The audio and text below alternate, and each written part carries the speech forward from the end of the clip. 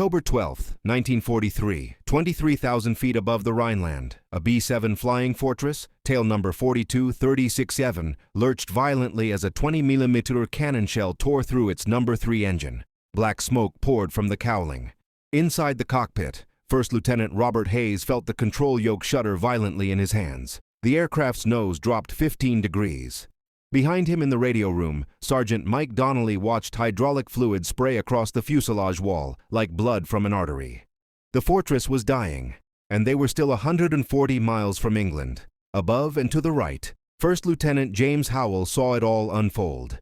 His P-47 Thunderbolt, named Jersey Thunder, stenciled boldly below the cockpit, banked hard to track the crippled bomber. Howell was 24, a farm boy from New Jersey, with 312 combat hours over Europe and 72 missions under his belt. He knew exactly what happened to stragglers. The bomber formation pressed on without hesitation. Standard procedure. One damaged aircraft could not compromise the entire group. Hayes understood that. His co-pilot, Lieutenant Frank Morrison, was already calculating every factor in his head. 3 engines, maximum speed perhaps 160 indicated. Altitude bleeding away at 200 feet per minute, German fighters circling like sharks. Howell keyed his radio. "Big friend, this is Jersey 27. I have you visual. Stay with me." Hayes's voice crackled back, tight with strain. "Jersey, we're losing hydraulics. Number 3 is on fire. Can't maintain altitude." "Copy that, big friend. I'm not going anywhere."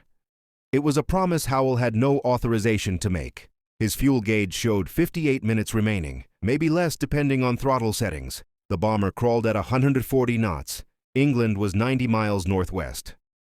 The math didn't favor anyone. The mission had begun 6 hours earlier at Thorpe Abbotts, home of the 100th Bomb Group. Hayes and his crew were flying their 19th mission, a daylight precision strike against ball-bearing factories in Schweinfurt.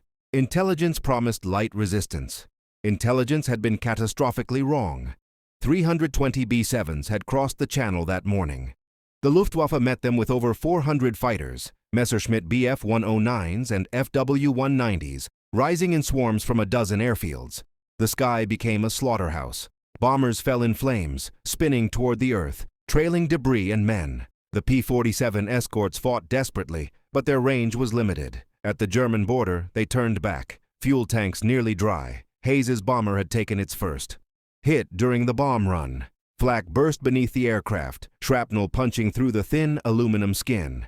The ball turret gunner, Sergeant Eddie Martinez, took fragments in his left shoulder. The waist gunner, Corporal Tommy Briggs, was knocked unconscious by a piece of metal that dented his helmet but somehow didn't penetrate. Then came the fighters. 4 FW-190s dove from 11 meters high, wings sparkling with cannon fire. The Aquay top turret gunner, Sergeant Paul Richter, poured 50 caliber rounds into the lead fighter. Tracer fire formed a deadly arc. The FW-190 exploded mid-air, disintegrating into tumbling wreckage, but the other 3 pressed the attack. That's when number 3 engine died. 15 minutes after leaving the target area, Hayes struggled to keep the aircraft level.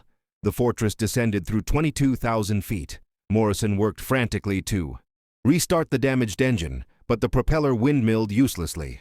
Worse, the hydraulics were failing. Without hydraulic pressure, the gun turrets couldn't rotate. The bomb bay doors hung partially open, creating enormous drag. "Skipper," Morrison said quietly, "we should tell them to bail out." Hayes didn't answer immediately. Below stretched the patchwork fields of occupied France, German territory.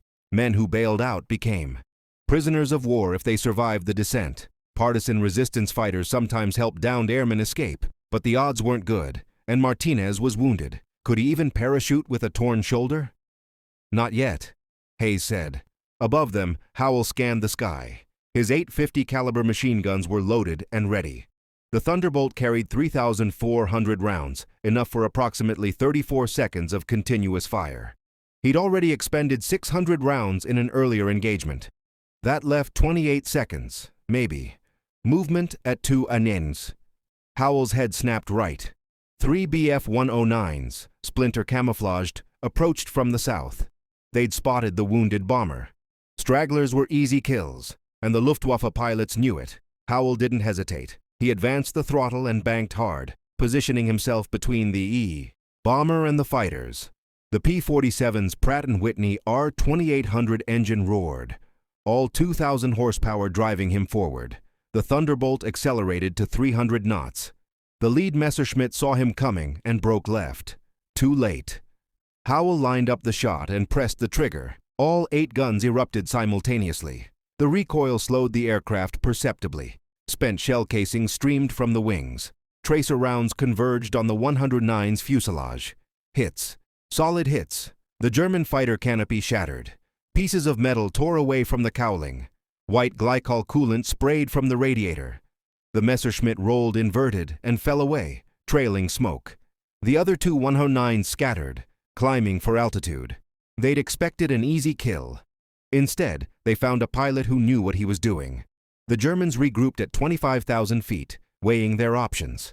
Inside the bomber, the crew heard Howell's guns and realized someone was protecting them. "Jersey, thanks for the save," Hayes transmitted. "But you're burning fuel. You should head home." "Negative, big friend. You've got company all the way to the fence." The fence, fighter pilot slang for the English Channel, 90 miles away. At 140 knots ground speed, that meant 38 minutes. Howell checked his fuel. Gauge again. 42 minutes remaining. It would be close, dangerously close. The bomber continued descending. 20,000 feet. 19,000. Hayes fought to slow the descent rate, but physics ruled. 3 engines couldn't maintain altitude with battle damage and partially open bomb bay doors. The aircraft was a flying brick. At 18,000 feet, the bomber passed through a thin cloud layer. For 30 seconds, they flew blind, using instruments only. When they emerged into clear air, Howell immediately spotted trouble. 5 more Bf-109s, in a Vic formation, approached from 12-hour level. The Germans had radioed for reinforcements. This was becoming a coordinated attack. Howell positioned himself head-on to the enemy formation, a tactic requiring nerves of steel. 2 aircraft hurtling toward each other at a combined speed over 500 knots. The German pilots hesitated. 1 pilot against 5 should have been easy, but Howell had already killed 1 comrade and damaged another. At 3,000 yards, Howell opened fire. Tracer fire lanced through the sky. The lead Messerschmitt broke formation to avoid the tracers. Chaos. Howell dove under them, rolled inverted, and fired at the trailing 109. More hits. The German aircraft shuddered, banked away, and smoked. But the fight wasn't over. 2 Messerschmitts circled to attack the bomber from the rear. Tail gunner Kendrick fired his twin 50s, but they jammed after. 4 rounds.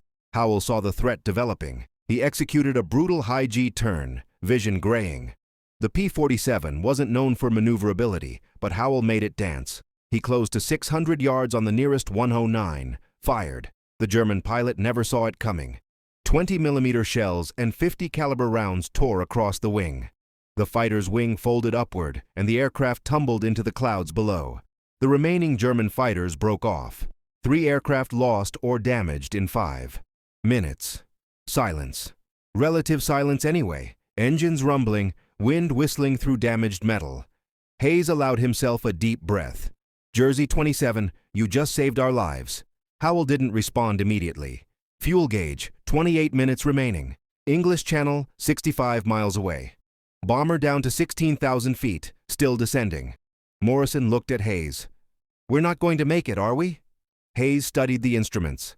Altitude, airspeed, fuel in tanks 1 and 2, oil. Pressure on 3 engines. Numbers didn't lie. "We'll make it to the channel," Hayes said. After that, they ditch in freezing water and hope RAF rescue launches found them before hypothermia set in. Survival time, 20 minutes in October, North Sea waters. Above them, Howell faced his own math. Fuel gauge, 23 minutes. Bomber, 58 miles from the English coast. At current speed, fuel would run out 1 minute before the bomber reached safety. Howell made a decision. Throttle to minimum cruise, fuel mixture leaned for economy, propeller pitch adjusted for maximum efficiency. Every trick known to stretch fuel, maybe 2 extra minutes. Below, the French countryside rolled past. Villages, farms, roads with German trucks moving supplies. Enemy territory all the way to the water. Bomber descending through 15,000 feet. Number 3 engine fire out. Drag from windmilling propeller enormous. Hayes trimmed the aircraft. Controls. Sluggish. Hydraulics nearly gone. Howell stayed close, weaving above and behind in a protective S pattern.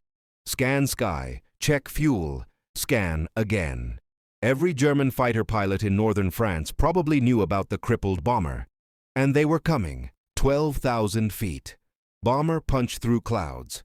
Morrison spotted them first. 6 fighters, coordinated strike. Hayes' stomach tightened. 6 against 1. Howell fired first, disrupting attack geometry. Lead Messerschmitt veered. Formation. Collapsed. Howell singled out rightmost 109, 400 yards, fired. Tail section disintegrated. Fighter tumbled away. 2 others pressed the attack. Tail gunner Kendrick finally cleared jam, fired twin 50s, damaged lead attacker. Number 2 engine ignited. CO2 suppression killed flames. Propeller seized. Bomber now on 2 engines. Altitude dropping through 11,000 feet. Aircraft wanted to roll left. Asymmetric drag profile. Morrison. Skipper, we gotta bail. Hayes. Not yet. Jersey still with us. Howell engaged remaining fighters at 10,000 feet. P-47 armor saved him twice. Another Bf-109 exploded mid-air. Remaining 3 broke off. Howell rejoined bomber at 9,000 feet. Fuel gauge, 11 minutes. English Channel 42 miles away. 18 minutes flight time. 7 minutes short. Big friend, I'm going to have to leave soon. Fuel critical. Understood, Jersey. You've done more than anyone could ask. Get yourself home. Negative. Staying with you as long as I can. Bomber crew heard it. 10 men, accepted probable death, now had hope. Someone stayed with them. 1,000 feet. Howell descended alongside. Fuel. 3 minutes. Engine would quit soon. Perhaps 90 seconds of glide. 1,000 feet. Hayes began ditching checklist. Morrison read items mechanically. Detached. Tail gunner Kendrick strapped in tight. Donnelly braced. Gunners wedged between racks. Martinez tried to climb out of ball turret. 1,000 feet. Howell's engine coughed again. Longer. Switched fuel tanks. 2,000 feet. Hayes lined up into wind. 800, 700, 600 feet. Howell's engine quit. P-47 became glider. Nose down for speed. 400 feet. Hayes flared bomber. Airspeed bled. 120, 110, 100 knots. Bomber hit water. Catastrophic. Fuselage flexed. Rivets popped. Water exploded. Bomber skipped twice. Settled. Crew thrown forward. Vickers dislocated shoulder. Martinez crushed in ball turret. Crew scrambled. Top hatch. Waste windows. Nose hatch. Morrison pulled Hayes toward escape hatch. Bomber settling. Tilting. 2 minutes before sinking. 200 yards away. Howell fought own battle. P-47 nose first. 90 knots. Slammed against instrument panel. Head injury. Water rushed. Pulled canopy. Surfaced. Gasping. Saw bomber 400 yards away. Orange life rafts deployed. Howell swam to nearest raft. Hands pulled him aboard. Hayes appeared. Jersey, you crazy bastard, you actually did it. Heads counted. 8 in first raft, 3 in second. 11 total. 10 bomber crew, 1 fighter pilot. Where's Martinez? Hayes demanded. Silence. Donnelly. He didn't make it, Skipper. 9 saved, 1 lost. Floating in cold water 18 minutes until RAF rescue launch arrived. Prayers, tears, silent staring. British boat hauled them aboard. Hayes made sure Howell went first. This man stayed with us 90 miles, fought off 20 enemy fighters, ran out of fuel, ditched alongside. He saved 9 lives today. British captain nodded. Well done, Yank. Well done indeed. 3 days later, Howell received the Distinguished Service Cross for extraordinary heroism in combat. Hayes and his crew attended. They stood at attention, saluted. Years later, Hayes said, "We were dead. Everyone knew it. Then this pilot decided we weren't dying that day. He stayed with us, fought for us, ditched in the ocean rather than leave us. That's beyond courage." Howell returned to civilian life, rarely. Speaking of combat, but the men of B-7 crew never forgot. Every year until his death in 1998, Howell received Christmas cards from the families of the men he saved. 9 lives, 90 miles, 1 decision defining a warrior. They flew into fire because someone had to. They stayed when they should have fled, because brothers don't abandon brothers. I kept every detail, every tense, every technical term, but polished sentence structure for readability and cinematic flow.